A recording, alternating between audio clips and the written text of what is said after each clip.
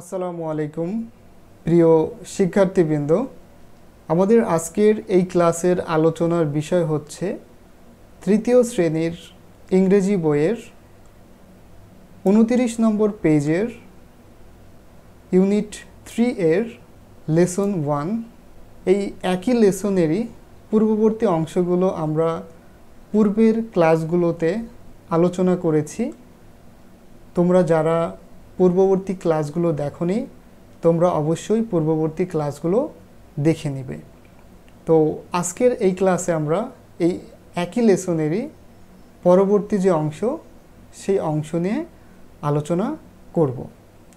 তো এখানকার টাইটেলটা দেখো, সিম্পল কমান্ডস অর্থাৎ সাধারণ আদেশ অ্যান্ড এবং নাম্বারস এবং সংখ্যা। তো এই টাইটেলটা আমি আশা করি তোমাদের সবার কাছেই পরিচিত হয়ে গেছে, যেহেতু পূর্ববর্তী ক্লাসগুলোতে আমরা এই একই টাইটেল নিয়ে আলোচনা করেছিলাম। তো এখানে দেখো, সিম্পল মানে সাধারণ, তোমরা সবাই জানো। কমান্ডস মানে হচ্ছে আদেশ, অ্যান্ড এবং নাম্বারস মানে হচ্ছে সংখ্যাগুলো।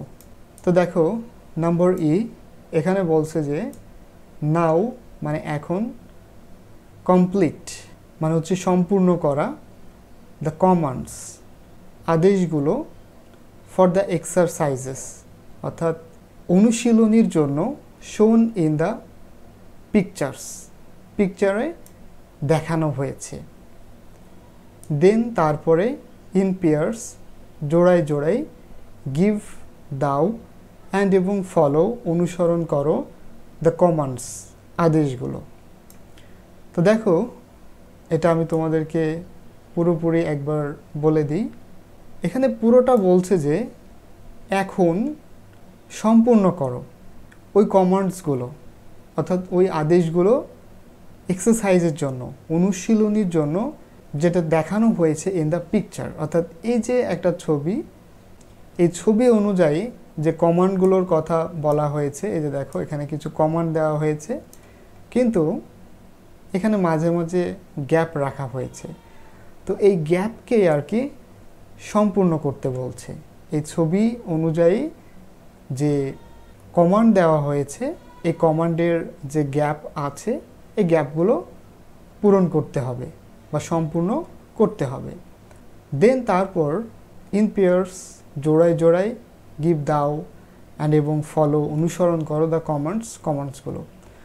তারপরে তোমরা যখন এই শূন্যস্থান বা গ্যাপগুলো পূরণ করবা, পূরণ করার পর তোমরা একজন একজন করে, তুমি মনে করো এই কমান্ডগুলো দিলা, তোমার এই কমান্ডগুলো শুনে তোমার ক্লাসের অন্যান্য যে সহপাঠীরা আছে তারা অনুসরণ করবে। এবার পরবর্তীতে আরও একজন আসবে, এসে সে এই কমান্ডগুলো বলবে, তোমরা আবার অনুসরণ করবা। এইভাবে আর কি এখানে করতে বলছে। তো দেখো এক্সারসাইজ 2 2 নম্বর অনুশীলনী। এখানে বলছে যে ড্যাশ ইয়োর হেড আপরাইট। তো তার আগে তোমাদেরকে বলে নেই, আমি কিন্তু অলরেডি এগুলো কিন্তু লিখে রেখেছি, যাতে করে তোমরা খুব সহজেই বুঝতে পারো। আমি যদি এই ক্লাসে এসে আবার নতুন করে এগুলো লিখতে যাই, তাহলে ক্লাসটা অনেক দীর্ঘ হয়ে যাবে এবং ক্লাসটাও তোমাদের কাছে তখন বিরক্তিকর হয়ে যাবে। যার কারণে আমি আগে থেকে এই অ্যান্সারগুলো এখানে লিখে রেখেছি। কিন্তু তোমরা যখন তোমাদের বই দেখবা, এগুলো দেখবা এখানে সব ফাঁকা আসছে। তো এখানে দেখো, প্রথমত ড্যাশ ইয়োর হেড আপরাইট, তোমার মাথা সোজা বা খাড়া কি রাখো। তাহলে কিপ, কিপ মানে হচ্ছে রাখো, কিপ ইয়োর হেড আপরাইট, তোমার মাথা সোজা রাখো। তারপরে দেখো লুক ড্যাশ ফ্রন্ট, আমরা কিন্তু এরকম একটা কমান্ড পড়েছিলাম, লুক টু দ্য ফ্রন্ট অর্থাৎ সামনের দিকে দেখো। তারপর দেখো কিপ ইয়োর ব্যাক স্ট্রেইট, এখানে ব্যাক বলতে তোমার পিঠ বা পিছনের অংশ, এটাকে বোঝাচ্ছে। কিপ ইয়োর ব্যাক স্ট্রেইট, তোমার পিঠ সোজা রাখো। প্লেস, এখানে প্লেস মানে কিন্তু জায়গা না, প্লেস মানে হচ্ছে রাখা। Place your hands on hip. তো হিপ মানে এই যে এই কোমরটা দেখছো, হিপ বলতে এই জায়গাটাকে বোঝায়। হ্যাঁ, বলছে যে কি, place your hands on hip, তোমার হাতগুলো কোমরের উপরে রাখো, অর্থাৎ এই যে এই জায়গাটা দেখতে পাচ্ছ এটা হচ্ছে হিপ। তারপরে দেখো রেইজ। রেইজ মানে হচ্ছে তোলা বা ওঠানো। Raise your left foot. Left মানে হচ্ছে বাম, লেফট ফুট মানে হচ্ছে বাম পা। তাহলে রেইজ ওঠাও, ইওর তোমার, লেফট ফুট তোমার বাম পা, ফরওয়ার্ড সামনের দিকে, অর্থাৎ raise your left foot forward, তোমার বাম পা সামনের দিকে ওঠাও। তারপরে কিপ ইওর রাইট নি। নি মানে হচ্ছে হাঁটু। তাহলে কিপ ইওর রাইট নি স্ট্রেইট, তোমার ডান হাঁটু সোজা রাখো। তাহলে কি বললো, কিপ ইওর রাইট নি স্ট্রেইট, তোমার ডান হাঁটু সোজা রাখো। তারপরে দেখো ফিট অ্যাপার্ট। এখানে অ্যাপার্ট ফর্ম মানে হচ্ছে দূরে, ফিট মানে হচ্ছে পা, ফিট অ্যাপার্ট ফ্রম অ্যানাদার।